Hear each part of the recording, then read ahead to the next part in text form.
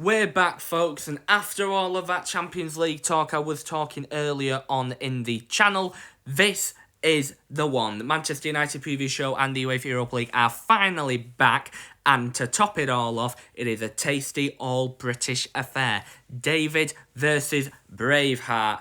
England versus Scotland. Black pudding versus haggis. You could argue between what's better, but either way, this is Britain. This is for everything. And actually, Rangers fans will like the fact that I said that, because Rangers are the... I'll tell you more about it later. But yeah, they do like Britain. They sing Rule Britannia, which I will credit. As, there we go. There is my little introduction for you. And just like that, I've done all the talking. Let's get straight underway with the game, shall we? And yes, the UEFA Europa League is officially back at Old Trafford, which, well... Do you know what? Manchester United fans will probably like hearing that for a first, because we have been absolutely awful in the season. This is our hope and saviour and grace for us to win the UEFA Europa League. Now, tell a Manchester United that 5 years ago. Tell a Manchester United fan that 5 years ago I would be saying that. They would be joking. But do you know what? It's true. We are a bad team at the minute, Manchester United, and it is proven what Ruben Amorim said. Amorim did say that this Manchester United team is the worst Manchester United team in history, which emphasises how bad we have been. And we have been very, very bad, especially at home, which, well, again, ask a Manchester United fan that 5 years ago, they would think, you're having a laugh, are you? No. Teams before used to be petrified and terrified of going to Old Trafford. Now, it's a guaranteed 3 points for some teams. Teams come to Old Trafford thinking, do you know what? We'll get a result here. We're going to get 3 points. And that is the annoying part. That is the most annoying bit. Because Old Trafford used to be a fortress, now it's not. Now, any team can win. And any away team, I fancy beating Manchester United on their day. As if Rangers are on their day, they'll probably beat us. Simple as that. And that is what I'm a bit worried about. If Rangers go on their A game, and if they beat us. However, saying that, Rangers have an absolutely appalling away record. So that is going to be a match made in heaven. Team with a really bad home record. Team with a really bad away record. That is going to be one hell of a game. And it will be. It will ultimately be one hell of a game. As, since the start, when they revealed all the fixtures, this was the one I was most looking forward to, Manchester United v Rangers. Because I know what Rangers fans are like. They will fill it. And I even think they'll fill the top section there. Because they have that fanatic on their day, Rangers. And that is why that is why Rangers could have a good chance of beating us. Because of the crowd. The crowd, the atmosphere will be roaring, but not because of our fans, because of their fans. Simple as that. And it is true. It is just true. As Rangers will want to score a goal. If they score a goal, Old Trafford will be bouncing. But Rangers fans will be bouncing. We will be bouncing in agony. They will be bouncing in joy. And that is pretty much how it will go if Rangers do score a goal here at Old Trafford. So this game is a massive, massive game, and especially for the top 8 hopes. For the top 8, whoever wins this will practically secure a place, which is massive. In Manchester United, when we are locked in the top 8, we will be in the top 8, which is exactly what we wanted. We wanted to be in that top 8, and it looks like we could be in that top 8, which is all I'm bothered about. Top 8, that's all I'm bothered about, because I don't want to play an extra 2 games. Ruben Amorim's already having struggled with his side. Imagine him struggling to play 2 games, to manage 2 games on a Thursday night. That is what it will be worth. That will be worse if Manchester United do go in that 2-place playoff. So what I think, win this game, you'll lock yourself a playoff place. But that's all the game done, that's all the hype, and that's all of the anticipation on the game. Now while we're here, let's give a little scout on the team that we will be facing, Rangers Football Club. So because the Europa League is back, that also means the fact files are back. And while we are here, let's have a little look of today's fact file and the club that we will be facing, Rangers Football Club. So the country they are from is Scotland. They're from Scotland. Their honours, they have 55 Scottish premierships. That is a lot. The last time they won the Scottish Premiership was in the 2020-21 season under none other but Steven Gerrard. So that shows how long that was until Celtic won. Currently, not until Rangers won, sorry. Celtic are currently on a 4-title winning streak. So hopefully they will want to catch that up. And actually, according to this, Celtic are 1 title off their 55. Rangers have 55 league titles, Celtic have 54. If Celtic win the league this year, which by the stands of it, they probably will do, because they are 13 points ahead of Rangers, they will probably win the Scottish Premiership. Then let's have a look at the 34 Scottish Cups. That is a lot, but going from a club that was founded in 1872, it's not really surprising. And they have won 28 Scottish League Cups. So, a brief history about Rangers while I'm here. Rangers are a Protestant club. They were formed under a Protestant leader. That is why they represent the British flag. They have the British flag in their games. Celtic were from a Catholic, they are a Catholic-based, Celtic base. I think that's why it's called Celtic, because of the word Celtic, which is Catholic.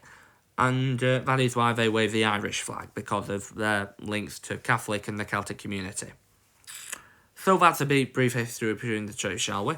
Nicknames, however, they're for Rangers. They are nicknamed the Jers, linking to, obviously, Rangers. The league position, now they are having a good Europa League season. They are 8th in the Europa League. 3 wins, 2 draws and 1 loss, which isn't bad. Like I said, a win against Manchester United, they will be going through to the round of 16. So, it shows this is a really big game if you think. They have scored 13 goals and conceded 7, which is 1 more than Manchester United have done. Well, 1 less goals conceded. Man United have 8 goals conceded, but we've had 12 goals, so 1 less. And they have 11 points. We have 12, so that is why we are currently occupied as 7th. They are currently occupied as 8th. The manager, Philippe Clement, he has been under a lot of scrutiny recently. A lot of scrutiny. There's links of obviously him getting the sack following their terrible start to the season where they did lose to Aberdeen and all the lower teams in Scotland. And they've not really had a great week of themselves the last couple of weeks, Rangers, as they did draw, barring the win against Celtic, they drew to Hibernian and Dundee. Hibernian aren't the Hibernian we know. Dundee aren't the Dundee we know. So they were bad results for Rangers.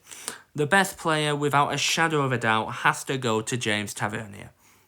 He has been there for years. James Tavernier, for years. Tavernier. He was there in 2015. Now, in 2015, Rangers were in... they were in a dark place. I think they signed him when Rangers were in the Championship. Only about 10 years ago, they were in League 2 of Scottish football because of the financial debt that Rangers had. And the fans, they came, they saved the club, and that is where they are now, challenging for them European positions. The stadium, for my opinion, it is one of the best stadiums in the world, Ibrox. There's something about Ibrox, for me. The look of it, it's a mix of old and new. You've got the new feeling around the stadium, but you can still see the history. A modern version of Goodison Park, I should say. It looks like a typical British football stadium. But you can see the little minute details that it's a very old and precious stadium. And that is what I like. That is why it is one of my favourites, Ibrox. I'm a big fan of Ibrox. because of the overall design, and it does hold a capacity of 51,587.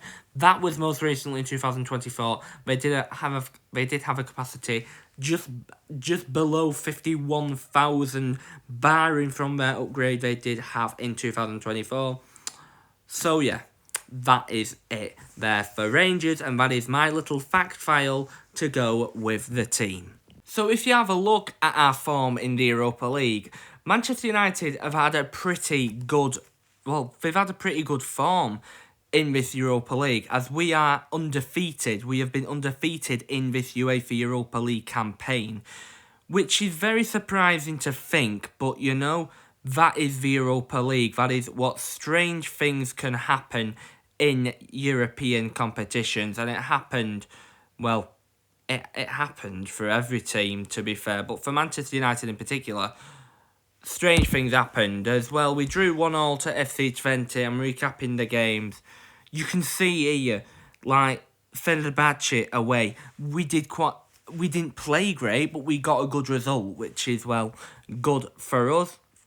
2-0 against PAOK, 2-1 against Victoria Pilsen last game, and then these next two against Rangers and FCSB. So these should show us that these are the remaining two games, and this is big for our top 8 hopes, because if you do see, we are currently 7th in the league. A win, barring from any other possible results, could potentially get us third, which would mean if we do get 15 points, that would be us more or less practically through. Granting, obviously, some miracle could happen and FCSB, Stoke Bucharest do beat Manchester United, which is a possibility. But you never know. It is a possibility, but I doubt that will happen. I doubt that will happen. And now let's go down in the time archives, where the last time we did play Rangers was in the Champions League in the 2010-11 season alongside Benfica and Bursaspor, who are now in the 4th division of Turkish football. So that shows you how long it was. It was a 1-0 win at Ibrox, thanks to a penalty from Wayne Rooney, as the team that we had that day, Johnny Evans played for us. Johnny Evans played for us that game against Rangers. He could potentially play on Thursday. Now, Johnny Evans had alongside him Paul Scholes, Ryan Giggs, Wayne Rooney, Dimitar Berbatov, Nani, and Michael Carrick. That is a far better team than we had before, when we had now. Now we'd have the likes of, I don't know, possibly Casemiro playing, Manuel Ugarte, Rasmus Højlund. They're not the standout players through them, that is for sure. And Johnny Evans, he will be getting used to playing a team like that in Rangers. So the time archive shows that we are undefeated against Rangers. The last time that we have played Rangers, we have won. However, the last home game we did play against them was a 0-0 draw. And Rangers will probably do the same. They will defend and get a good result. That's what they will want to do, ultimately, Rangers. That is their game. That is their aim. They will want to try and get a positive result, so that then they can win their last game, which is against Ulien St. Gilloise in the Europa League, and could also get into that top 8. But now, let's have a look at my predicted lineup for the game. So this is my starting 11 that I think Ruben Amorim should pick for his game against Rangers. So, in goal, I mean, I'm not sure if he's going to do this, but give Bayindir a chance. Onana had an absolute shocker. He had an absolute shocker against Brighton. So for me, why don't give him the go? Give him the appearance, put Bayindir in, see how he does. Then the back three for me should be Martinez, Maguire and Yoro. I'm not sure if this was the same back three as we put against Brighton. I don't think so, because I don't think Lisandro Martinez played. But for me, I think Yoro should play. I know he played when we lost 3-1, but I think he still should play, because I think these are his type of games. Maybe not the Premier League, but I think these Europa League games are his type of games. Then the midfield / wing backs, I'm going to go for Dalot, Ericsson, Casemiro and Tyrone Malacia. Ericsson needs some minutes, Casemiro needs some minutes, put them both in against Rangers. Dalot and Malacia can both do a job, so I think they will be fine. Then is more about the attack front three. Now, I've put Alejandro Garnacho on there just because I don't think Amad Diallo should play. I think he should be on the bench. I don't think he should play. However, because all of his Garnacho rumours, him going to Napoli and that, they might play Amad Diallo, which I wouldn't particularly blame, but I do think they need to rest him at some times, and I think these are the games where you need to rest him. Bruno Fernandes, obviously captain, he has to start. And then Rasmus Højlund. Rasmus has struggled recently over the pace and the physicality of the Premier League. I think the Europa League, though, he will just be fine. He is our top goal scorer in this season's Europa League, and I think he will do a job against Rangers. I think he can do a job against that Rangers back line. So that is my starting 11 that I think Ruben Amorim should pick against Rangers. Now of all, the best bit of the lot, the prediction time. So now I'm here, what do I think the score will be? This, for me, is a must-win game. Manchester United and Ruben Amorim. Because of the last week that we had, losing against Brighton, I think we have to win this game. We have to. The confidence, the morale of the team, I think this is a must-win game. I do think this will be a tough game. I think Manchester United will make this game tough, but I do think we will win this game. I'm going to go for a 2-1 Manchester United win. I think we will concede. I don't think we won't concede. I'm not banking on us not to concede. I think we will concede here against Rangers at home, because that is who we are. We are a rubbish team recently. So I do think we will concede. So that is why I am going to say Manchester United 2, Rangers 1. Rangers will give us a game. However, I'm pretty sure Manchester United will get the result at Old Trafford, which will mean a top 8 finish. And because of that, then, I will get going. And like always, thank you very much for the support during this previous shows. It does mean a lot. But anyway, I will get going and I will be going. See you soon. Stay safe. I'll be talking to you next week for the final match day of the UEFA Europa League phase. Match day 8 against Steaua Bucharest. See you soon and bye-bye.